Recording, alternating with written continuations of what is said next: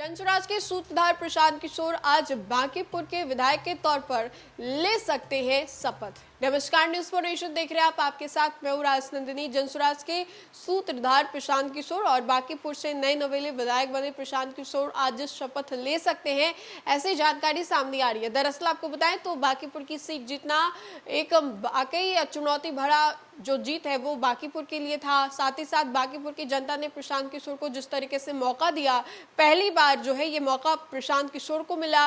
पिछले 3 दशक से जिस तरीके से भाजपा यहाँ से जीतते आ रही थी और अचानक से प्रशांत किशोर पिछले साल बनी एक पार्टी को मौका बांकीपुर की जनता ने दिया और अब जाकर के प्रशांत किशोर यहाँ से विधायक बन चुके हैं। लेकिन विधायक बनने के बाद अब उनको शपथ भी लेना है और ये कहा जा रहा है कि आज प्रशांत किशोर शपथ ग्रहण करेंगे। कैसे करेंगे, किसकी अध्यक्षता में करेंगे, कैसे करेंगे, ये हम आपको इस खबर में बताएंगे, क्योंकि अभी हाल ही में बिहार में मॉनसून सेशन जो है वो खत्म हुआ। अब इसके बाद सब ये जानना चाहते हैं कि अब प्रशांत किशोर किसके समक्ष शपथ लेंगे, कौन कौन लोग वहां पर मौजूद होंगे।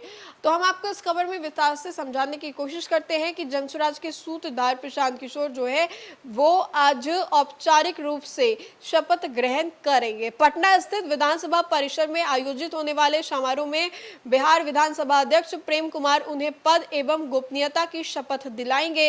इस कार्यक्रम की सभी आवश्यक तैयारियां पूरी कर ली गई है।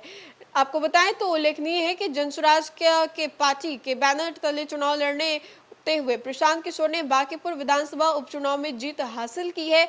इस हाई प्रोफाइल मुकाबले में उन्हें बीजेपी के उम्मीदवार नीरज कुमार सिन्हा को पराजित किया।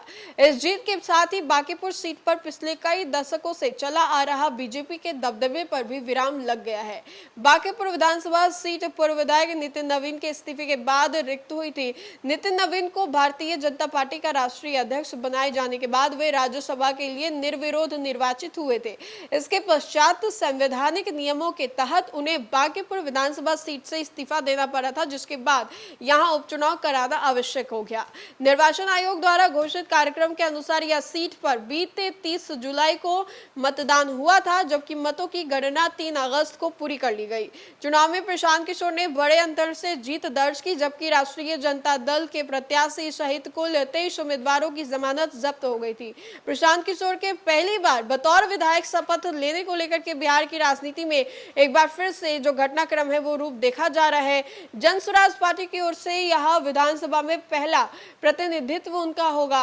राजनीतिक विशेषज्ञों का ये मानना है कि इस जीत और शपथ के बाद राज्य में राजनीतिक और चुनावी समीकरणों को लेकर के चर्चा और भी ज्यादा तेज हो सकती है। तो जनसुराज के संस्थापक प्रशांत किशोर आज शपथ लेंगे, जिसको लेकर के हमने आपको जानकारी दी। अब प्रशांत किशोर ने जब चुनाव प्रचार के दौरान उन्होंने कई बड़े बड़े ऐलान किए थे और कहा था कि बांकीपुर जब वो जीत जाएंगे, बांकीपुर की जनता उन्हें जितवाती है तो वो क्या क्या काम करेंगे, इसको लेकर के उन्होंने पूर्व में ही कई वादे किए हैं। अब देखने वाली बात ये होगी कि इन वादों को वो पूरा कर पाते हैं या नहीं।